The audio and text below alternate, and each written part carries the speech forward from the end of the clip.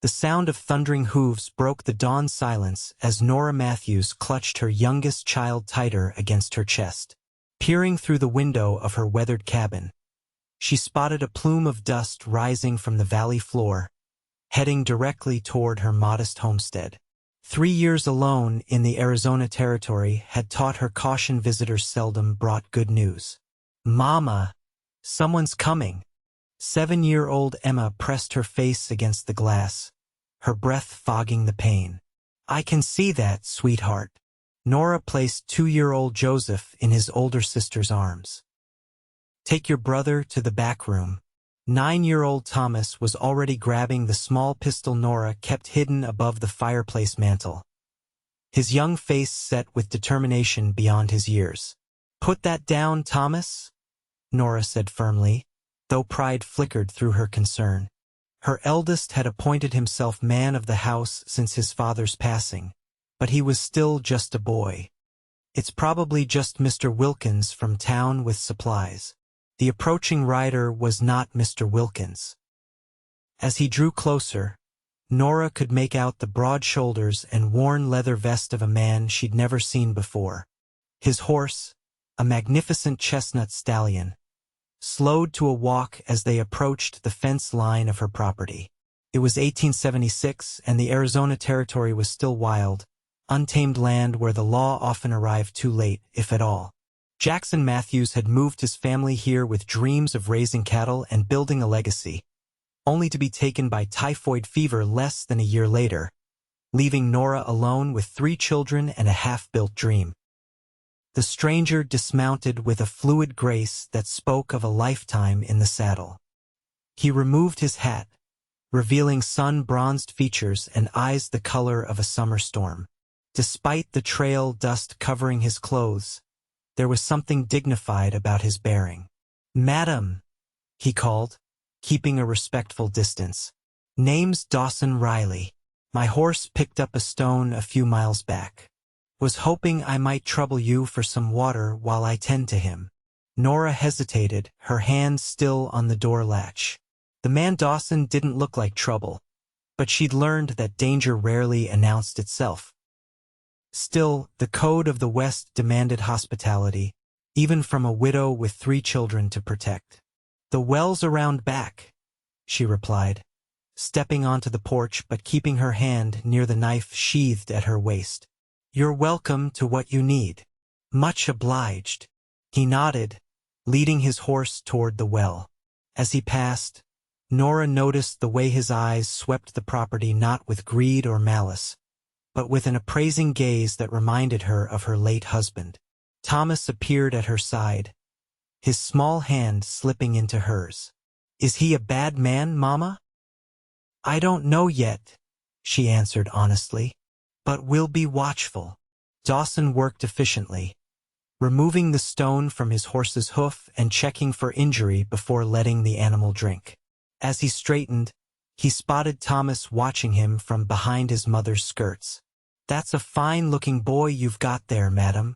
"Thank you." Nora's voice remained cool, non-committal. "Got 3 of them myself." The words surprised her. He didn't look like a family man. "Your children?" she asked. A shadow crossed his face. "My sisters. She passed last winter. Influenza. I'm taking them to my cousin's place in California." Understanding dawned on Nora. "You have children with you? Where are they?" "Made camp about 3 miles back, near the creek." Dawson ran a hand through his hair. "Didn't want to bring them all up to a stranger's door. My oldest, Alice, is 12. She's watching the younger ones." Nora's maternal instincts flared. Children alone in the wilderness, even for a short time, faced countless dangers. "Mr. Riley, you should bring them here. There's a mountain lion that's been prowling these parts." Concern flashed across his face. "I didn't know. Thank you for the warning." He moved toward his horse with new urgency. "I'll fetch them right away." "Wait." Nora surprised herself with the offer that came next. "Thomas and I will come with you. It'll be faster with 2 horses." Within minutes, Nora had instructed Emma to watch Joseph, packed a small bundle of food, and mounted her sturdy mare. Thomas sat proudly in front of her, excited by the unexpected adventure. As they rode, Dawson explained his situation further. After his sister's death, he'd sold his small cattle operation in Texas to care for her children Alice, 8-year-old Michael, and 4-year-old Sarah. His cousin in California had offered them a place on her thriving ranch, a chance at stability. Never planned on being a father, he admitted, guiding his horse alongside Nora's. Spent most of my life drifting from one cow outfit to another. But those kids needed someone. Nora studied his profile, seeing the worry lines etched around his eyes. It's not easy, raising children alone. No, madam, it surely isn't. His gaze met hers with unexpected warmth. Seems you'd know something about that. When they reached the makeshift camp, 3 children looked up with obvious relief. The oldest, Alice, was a slender girl with her uncle's storm-gray eyes. She stood protectively near the younger ones, a small knife clutched in her hand. Uncle Dawson, Sarah, a tiny figure with golden curls, ran to him. He swung her up effortlessly, and Nora couldn't help but notice the tenderness in his embrace. Got ourselves an invitation to proper shelter tonight, he told them, nodding toward Nora. This is Mrs. Matthews and her boy Thomas. As introductions were made and the camp quickly packed up, Nora observed the way Dawson interacted with his nieces and nephew. There was awkwardness there, but also genuine care. These children had lost their parents, just as hers had lost their father. The parallel wasn't lost on her. Back at the cabin, Emma and Joseph emerged cautiously to meet the newcomers. The children regarded each other with the curious wariness of strangers, but it didn't take long for Thomas to begin showing Michael his collection of arrowheads, while Emma and Alice discovered a shared interest in the worn copy of Little Women that sat on the Matthews bookshelf. Nora prepared a simple stew with what supplies she had, aware of Dawson's attempts to help despite his obvious unfamiliarity with domestic tasks. As night fell, the children were settled in shared sleeping arrangements, the girls in Emma's room, the boys in Thomas's small space. Nora would take Joseph in with her, while Dawson insisted he was comfortable on the floor near the hearth. After the children were asleep, Nora found herself sitting across from Dawson at her kitchen table, 2 cups of coffee between them. The lamplight cast a warm glow on his features, softening the trail-hardened edges. Your children are well-mannered, she offered. Your sister must have been a good mother. Eliza was the best of us. He agreed, a hint of grief in his voice. Always knew what to say to those kids. Me, I'm still figuring it out. Sarah had nightmares for weeks after. He trailed off, shaking his head. I don't know if I'm doing right by them. You're trying, Nora said simply. That's more than some would do. Dawson's gaze lifted to meet hers. What about you? Can't be easy. Running this place on your own with 3 little ones. Nora's hand tightened around her cup. We manage. The older 2 help with chores. We grow what we can, and I sell eggs and milk in town when there's excess. Your husband? He asked gently. Typhoid. 3 years ago. The pain had dulled over time, but the memory of Jackson's final days still haunted her. He had such plans for this place: cattle, horses, maybe even a proper ranch house someday. It's good land, Dawson observed. With the right help, those plans could still come true. Nora gave a small, humorless laugh. Help is scarce out here, Mr. Riley, and I can't afford to hire what little there is. Their conversation continued into the night, moving from practical matters of survival to cautious sharing of hopes and memories. Nora found herself speaking more freely than she had in years, drawn by Dawson's attentive listening and occasional wry observations that reminded her she was still capable of laughter. Morning came with the chaos of feeding 7 people from Nora's limited pantry. The children, having overcome their initial shyness, moved through the cabin in a noisy whirl of energy. Dawson announced his intention to repair Nora's sagging porch steps as thanks for her hospitality, a task that stretched into fixing the loose hinges on the barn door and patching a leak in the roof. "You don't need to do all this," Nora protested as he hauled another bucket of water from the well for her garden. "Been a while since these kids had a proper roof and home-cooked meals," he replied, nodding toward where Alice was helping Emma hang laundry. "Least I can do is earn our keep for a day or two." One day stretched into 3 as Dawson found more repairs to make and Nora discovered reasons to delay mentioning their departure. The children blossomed in each other's company, Thomas shadowing Dawson with hero worship in his eyes, little Sarah trailing after Nora, watching her cooking with solemn fascination. On the 4th evening, as they sat on the porch watching the sunset paint the distant mountains, Nora found the courage to ask the question that had been forming in her mind. "How set are you on California?" Dawson turned to her, surprise evident in his expression. "My cousin's expecting us." "I know it's presumptuous," Nora continued, heart pounding. "We've only just met. But the children seem happy here, and this land needs more hands than mine alone. We could work out an arrangement, a partnership of sorts. At least until you decide if California is truly what's best for Alice and the others." The silence that followed felt endless. Dawson's gaze returned to the horizon, his profile unreadable in the fading light. "It wouldn't be charity," she added hastily. "You've already shown how much you can contribute. And the children, all of them, deserve stability." "Mrs. Matthews," he began, his voice low. "Nora," she corrected. "If we're discussing a business arrangement, you should use my given name." A smile touched his lips. "Nora. I'd be lying if I said I hadn't thought about it. This place." He gestured to the land spreading before them. "It's good country, and you're right about the children. They need roots." Hope flickered in Nora's chest. "Then you'll consider it?" "I'll do more than consider it."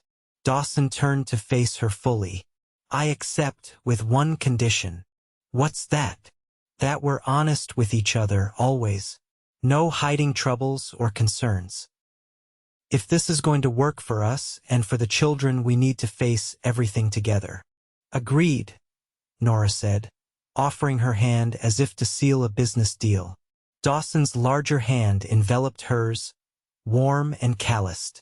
The simple contact sent an unexpected current through her, a reminder that beneath the practical considerations of their arrangement lay something less easily defined. The days that followed established new rhythms for the blended household. Dawson sent a letter to his cousin explaining the change in plans and set about expanding the garden and repairing the fences around the small pasture. Nora taught Alice to make bread and found in the girl a quick-witted companion who eased some of the loneliness she hadn't realized she'd been carrying. Thomas appointed himself Dawson's official assistant, following the man everywhere with earnest dedication. Joseph, normally shy with strangers, began toddling after Dawson during his chores, raising his arms to be lifted whenever the man paused in his work. The first time Dawson absently swung the toddler onto his shoulders, Nora had to turn away to hide the tears that sprang to her eyes. 6 weeks into their arrangement, disaster struck. Emma's fever began at breakfast, her usually rosy cheeks flushed an alarming red. By noon, Michael was showing the same symptoms. Nora recognized the signs with dread. The same illness that had taken Jackson was threatening their fragile new family. "We need the doctor from town," she told Dawson, pressing a cold cloth to Emma's forehead. "And medicine I don't have." "I'll go," he said immediately, already reaching for his hat. "How long to Cedar Springs?" 3 hours, hard riding. "Dr. Pearson has a place on the main street." Nora scribbled a list of medicines and handed it to him. "If he can't come himself, Bring these back. Dawson knelt beside Emma's bed, his hand gentle on her burning cheek. You hold on, little one. I'll be back before you know it. As he headed for the door, Nora caught his arm. Be careful, she said, the words carrying more weight than she'd intended. His eyes held hers for a moment. Always, he promised, and then he was gone, the sound of hoofbeats fading rapidly. The hours that followed were among the longest of Nora's life. She moved between the two sick children, keeping the others at a distance to prevent the spread of infection. Alice proved invaluable, taking charge of Sarah and Joseph with a maturity beyond her years. Night fell with no sign of Dawson's return.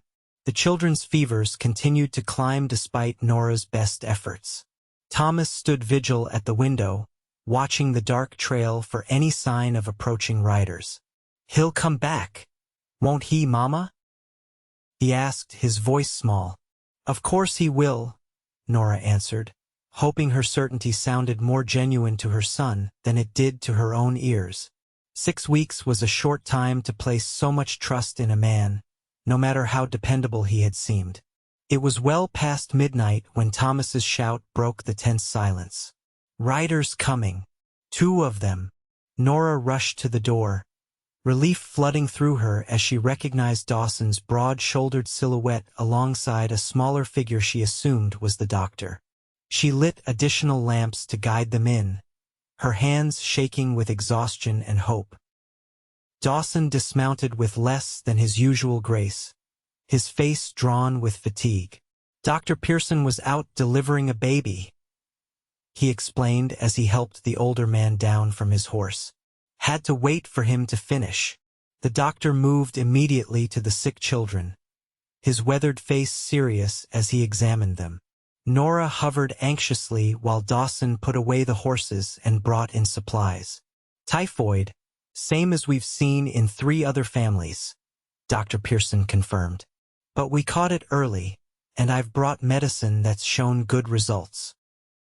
He prepared doses for both children, his movements efficient despite his obvious tiredness. They'll need constant care for the next few days. I'll stay tonight to monitor them.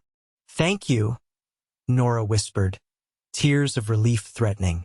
After settling the doctor in a chair between the sick children's beds, she found Dawson slumped at the kitchen table, his head in his hands. He looked up as she approached, and the naked worry in his eyes told her more than words could have. The doctor says they have a good chance, she told him, placing a hand on his shoulder. You got him here in time. Dawson covered her hand with his own. I've never been so scared, he admitted. The thought of losing any of them, he broke off, emotion choking his words. Nora understood then that for Dawson, there was no longer any distinction between his sister's children and hers. In his heart, they had all become his responsibility, his to protect and care for. I know, she said simply, and sat beside him, their hands still joined. For 3 days, they barely slept, taking turns with the doctor to monitor Emma and Michael. The other children maintained a worried vigil, Thomas taking on additional chores without being asked, Alice keeping Sarah and Joseph occupied with stories and simple games. On the 4th morning, Emma's fever broke. By afternoon, Michael was asking for water in a weak but clear voice. Dr. Pearson pronounced them on the road to recovery, though complete healing would take weeks. After the doctor's departure, with the sick children finally sleeping peacefully, Nora found Dawson outside, splitting wood with focused intensity. Each strike of the axe seemed to release some of the tension he'd been carrying. She watched him for a moment, noting the strength in his movements and the determination in his stance. You saved them, she said when he paused to wipe his brow.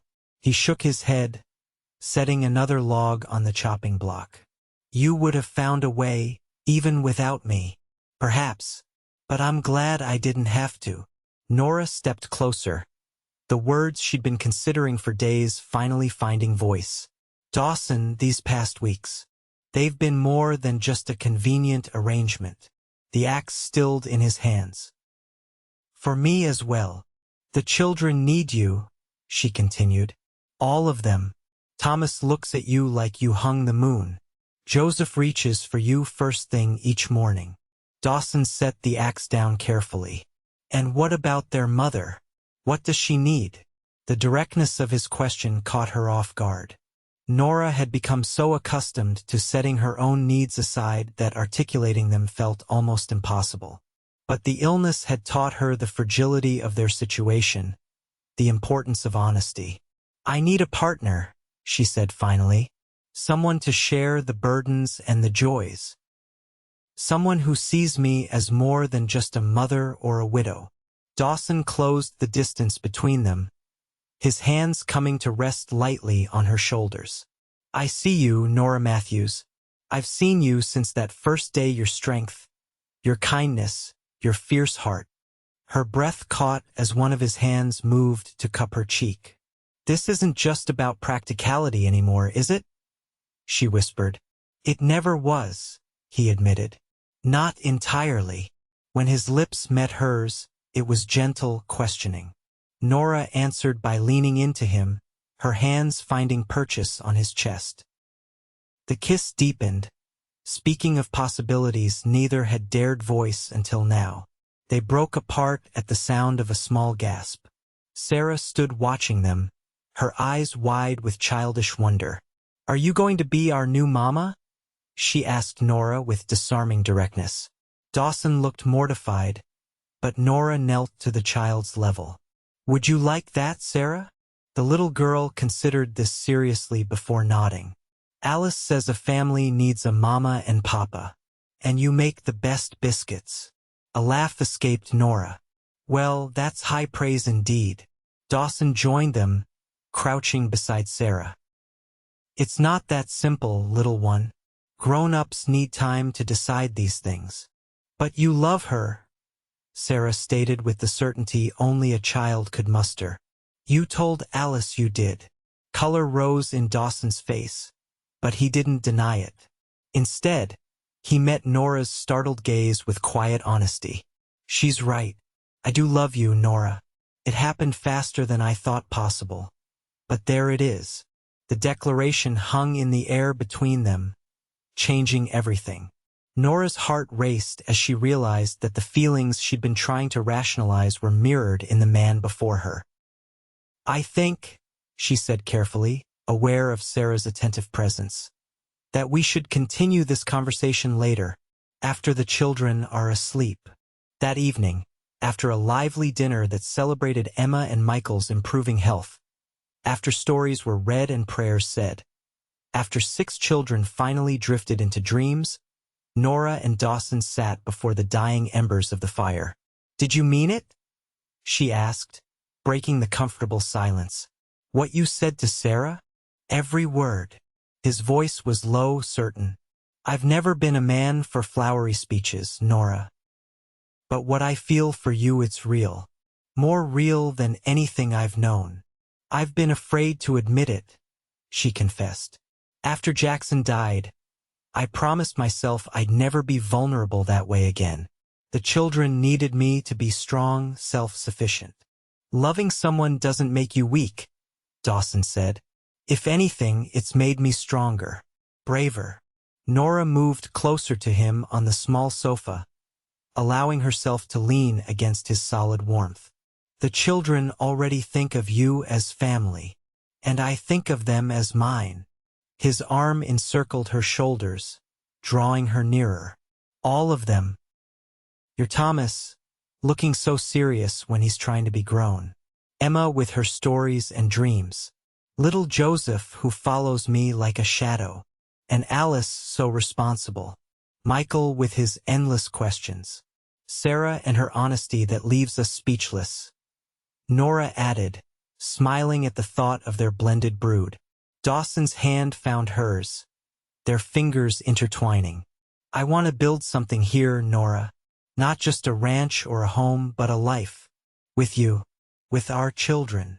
Our children, she repeated softly, testing the sound of it.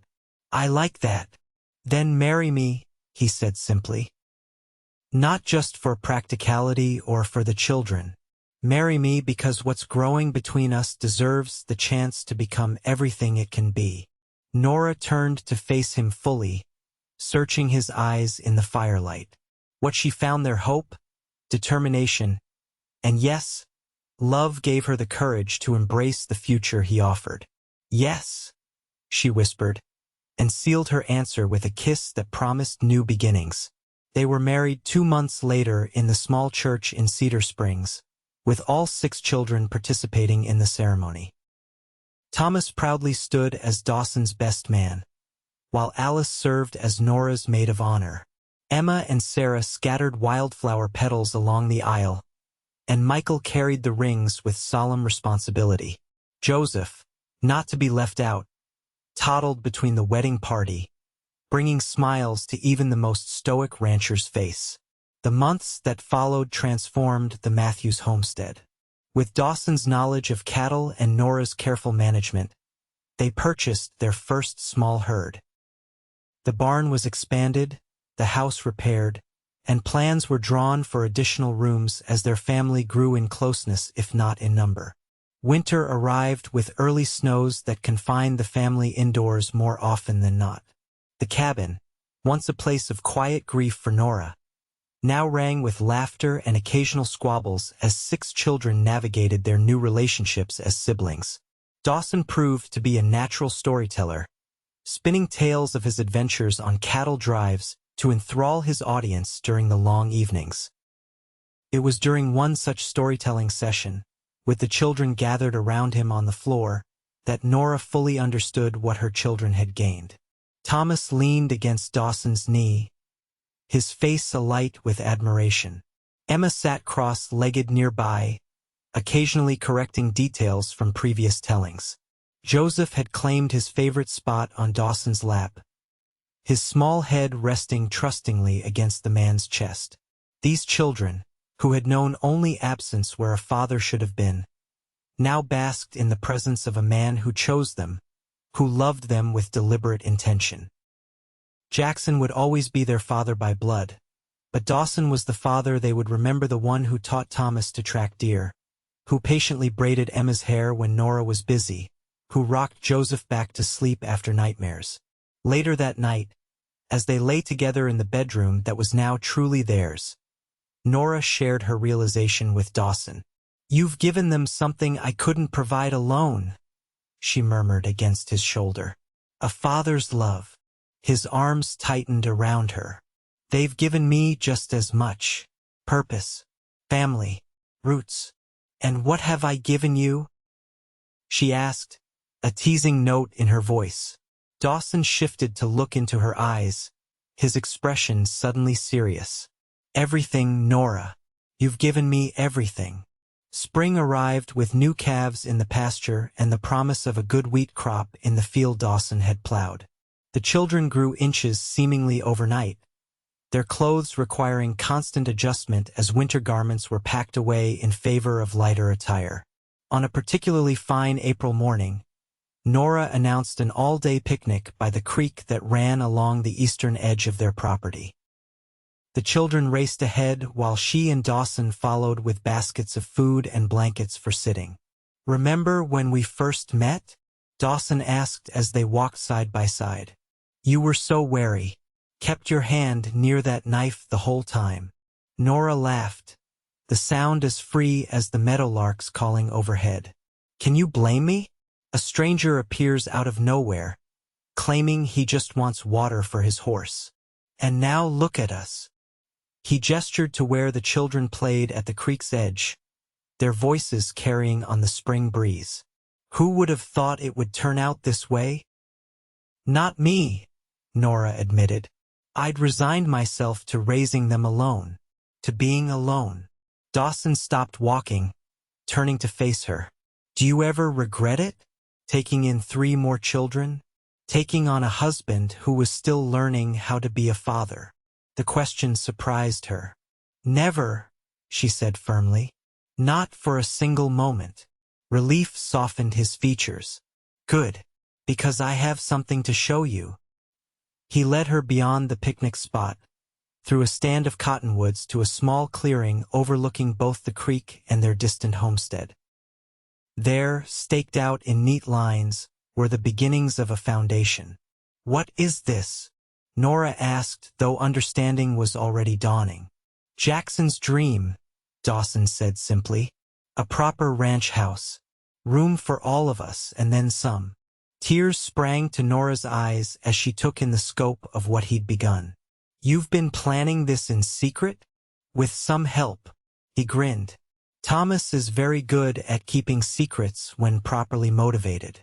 And I've had some of the neighboring ranchers volunteer labor in exchange for help with their spring roundup."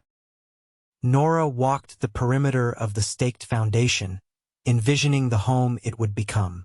"It's perfect," she whispered. "Not yet," Dawson replied, coming to stand beside her. "But it will be, just like our family." That evening, after the children had been bathed and the creek sand washed from their hair, after stories and prayers and kisses goodnight, Dawson gathered everyone in the main room for an announcement.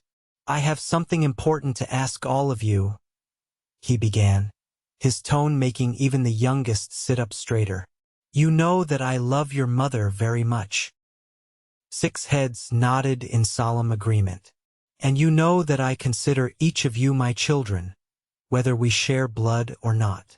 More nods, though Thomas and Alice exchanged curious glances. "What you might not know is that there's a difference in how the law sees us. Right now, I'm legally the guardian of Alice, Michael, and Sarah. But Thomas, Emma, and Joseph are legally only your mother's children."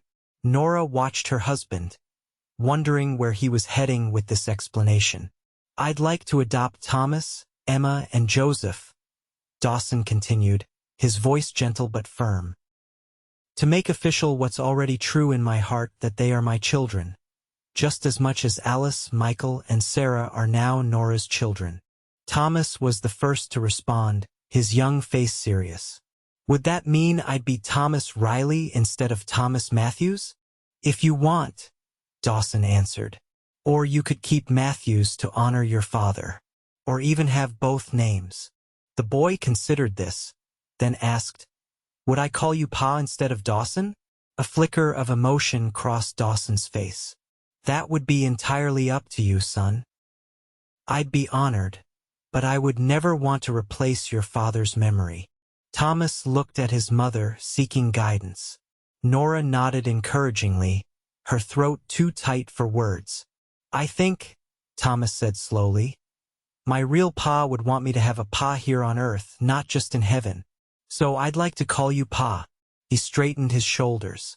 "And I'd like to be Thomas Matthews Riley." Emma, never one to be left out, piped up. "Me too. I want to be Emma Matthews Riley." Joseph, picking up on the excitement without fully understanding its cause, simply raised his arms to Dawson in a familiar request to be held.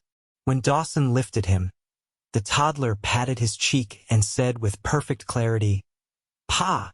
It was the first time Joseph had called him anything but Daw. His attempt at the man's name, the simple word, laden with trust and recognition, broke something open in Dawson's composure. He hugged the small boy tightly, his eyes meeting Nora's over the child's head. In that moment, surrounded by the family they had built from grief and chance and choice, Nora knew a happiness deeper than she had ever imagined possible. This was not the life she had planned, but it was the life she was meant to have, rich with love, strengthened by shared purpose, blessed with the sound of children who knew the security of both a mother's tenderness and a father's embrace. Summer passed in a blur of construction and ranch work. The new house took shape board by board, each nail driven with purpose. The children helped where they could, hauling water, holding lumber steady, bringing lunch to the workers. Even Sarah contributed, collecting pretty stones for the fireplace hearth. By harvest time, the house was complete enough to move in, though some interior work remained. The first night in their new home, they gathered around the massive dining table Dawson had commissioned as a surprise for Nora. "Before we eat," he said, standing at the head of the table with Nora at the foot, their children ranged between them. "I want to thank each of you for your patience these past months. Building a home is hard work, but you've all done your part." "Even me?" Sarah asked, bouncing slightly in her seat. "Especially you," Dawson assured her with a wink. "Those stones in the fireplace make it the finest hearth in the territory." Pride bloomed on the little girl's face as the others voiced agreement. "This house," Dawson continued, his gaze moving to each family member in turn, "is more than just wood and nails. It's built on something stronger: love and trust, and the promise that we face whatever comes together. As a family," Thomas added solemnly. "That's right," Nora smiled at her eldest. "As a family." Later that night, after the children were settled in their new rooms, the girls sharing one spacious chamber, the boys another, Nora and Dawson stood on the wide porch of their new home, watching stars appear in the vast Arizona sky. "Happy?" Dawson asked, his arm around her waist. "Beyond words," she answered truthfully. "2 years ago, I was just trying to survive each day. Now look at what we've built." He turned her to face him, his expression earnest in the gathering darkness. "I want you to know something, Nora. When I came upon your cabin that day, I wasn't looking for anything permanent. Just water for my horse and directions to the nearest town. And now," she prompted when he paused, "now I can't imagine any other life, any other family, any other woman by my side." His hands framed her face with gentle reverence. "You and those children in there, you're my purpose, my home, my heart." Nora stood on tiptoe to kiss him, pouring all her gratitude and love into the contact. "And you're ours," she whispered against his lips. "The father my children needed, the husband I never dared hope for."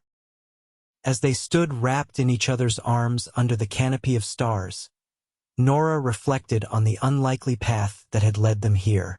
A chance encounter, a stone in a horse's hoof, a widow's cautious offer, a cowboy's willingness to change course. And at the center of it all, 6 children who had taught them the most important lesson: that family wasn't defined by blood or birth, but by love and choice and daily commitment. Inside the house, Joseph called out in his sleep. Without hesitation, Dawson squeezed Nora's hand and went to comfort him, his footsteps sure in the new hallway.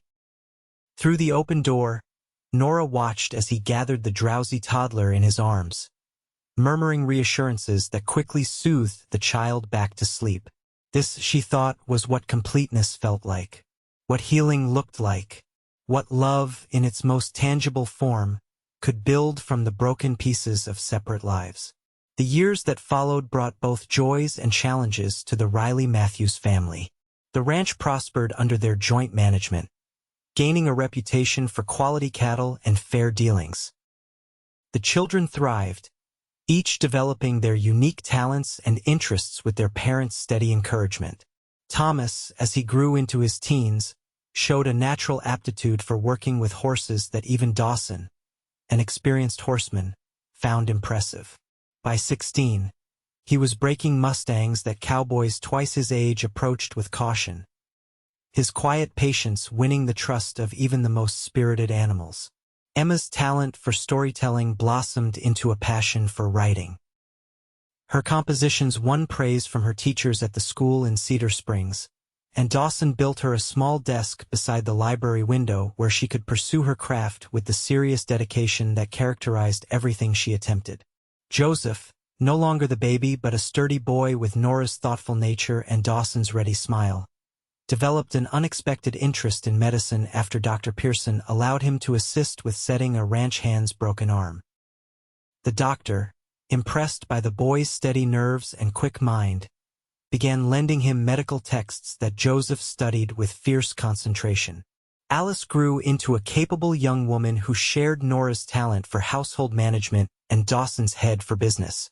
At 17, she was already keeping the ranch accounts with meticulous accuracy and negotiating with cattle buyers alongside her uncle-turned-father. Michael's boundless curiosity found expression in mechanical tinkering. He could repair any piece of equipment on the ranch, often improving its function in the process. When Dawson brought home the first windmill kit to help with irrigation, it was Michael who studied the instructions and supervised its assembly, beaming with pride when the blades first turned in the Arizona wind. Sarah, the youngest, retained her gift for direct honesty, but tempered it with the compassion she learned from watching Nora with sick neighbors and struggling families. Her natural affinity for nurturing extended to injured animals, lost children, and anyone she perceived as needing care. Through all the ordinary triumphs and setbacks of family life, one constant remained the unshakable partnership between Nora and Dawson. What had begun as a practical arrangement had deepened into a love that served as the foundation for everything else they built together.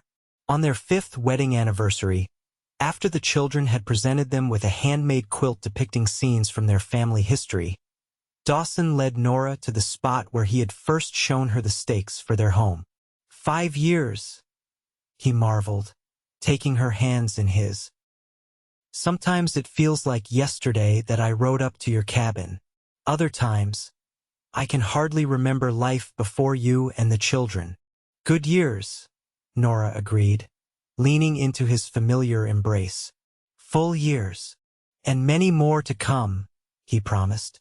From his pocket, he withdrew a small velvet pouch. I have something for you. Inside was a gold locket, intricately engraved with flowing vines and flowers. When Nora opened it, she found miniature portraits of all 6 children, arranged in a circle. Dawson, she breathed, tracing the tiny faces with her fingertip. It's beautiful.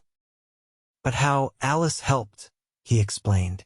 She arranged for the photographer from Tucson to come during your visit to your sister last month. The children were sworn to secrecy. Nora fastened the locket around her neck, feeling its weight settle against her heart. I'll treasure it always. There's room for more, Dawson said, a hint of mischief in his eyes. Should our family continue to grow? Nora's smile widened. Funny you should mention that. She took his hand and placed it gently over her still flat stomach. Come winter, there will be one more Riley to add to that locket. The joy that transformed Dawson's face was everything Nora had hoped for. He swept her into his arms, spinning her in a circle that left them both laughing breathlessly. A baby, he said wonderingly when he set her down. Our baby. The children don't know yet, Nora cautioned. I wanted to tell you first. They'll be thrilled, Dawson predicted. Especially Sarah. She's been campaigning for a baby sister since last Christmas.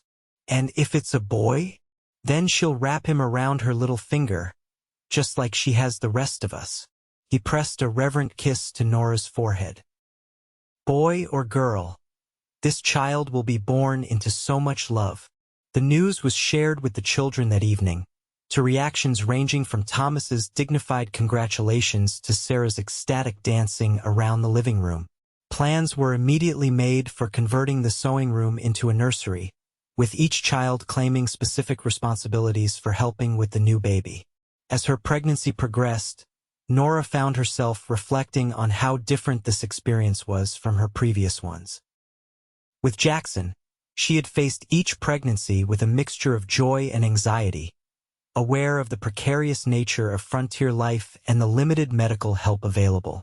Now, though the practical challenges remained, she faced them with the security of Dawson's unwavering support and a home filled with helping hands. In December, as the first snows dusted the mountains surrounding their valley, Nora gave birth to a daughter they named Grace Eliza Riley Grace for the blessing she represented, and Eliza in honor of the sister whose children had become so integral to their family.